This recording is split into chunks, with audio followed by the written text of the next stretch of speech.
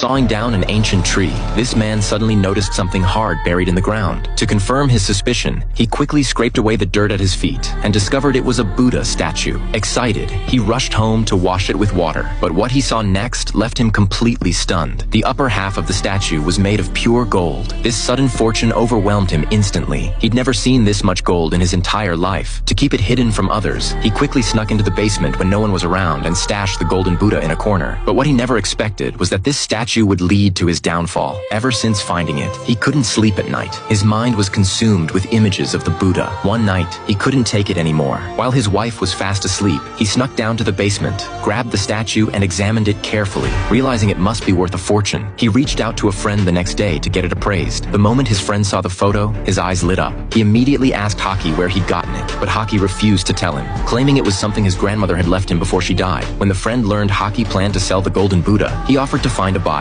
but only if he got a cut of the profit. After they struck a deal, his friend lined up a buyer the very next day. When the buyer pulled up in a luxury car, Haki figured he must be loaded. He immediately pulled out some rotten fruit from his burlap sack, then rummaged around inside for a while. Finally, after tearing through layers of newspaper, he revealed the pure gold Buddha. The buyer immediately pulled out professional equipment and examined it closely, then offered 200,000 lira. Haki insisted it had to be worth way more than that, but the buyer said these things weren't exactly rare on the market. 200,000 lira was already the going rate. If he didn't like it, he could sell it to someone else. Though Haki wasn't satisfied with the price, he was broke and desperate. With 2 kids in school and bills to pay, he reluctantly agreed to the buyer's offer. And just like that, Haki went home with 200,000 lira in cash. He dumped the bills right onto the couch. His wife and daughter couldn't believe their eyes and immediately asked where the money came from. Haki explained everything and warned his family to keep it a secret. Once he had money, Haki became a completely different person. He started acting like he was rich. To pick up his eldest son from break, he even bought himself a car and planned to take the family on a nice vacation. He told his son he never had to work summer jobs again. The family stopped budgeting for food and expenses. They could buy whatever they wanted without worrying about the cost. But what Haki never anticipated was just how fast 200,000 lira would disappear. Within days, they'd burned through almost all of it. His wife told him they needed to start being more careful with money, but Haki didn't seem concerned at all. He believed there had to be more than just one statue buried under that ancient tree.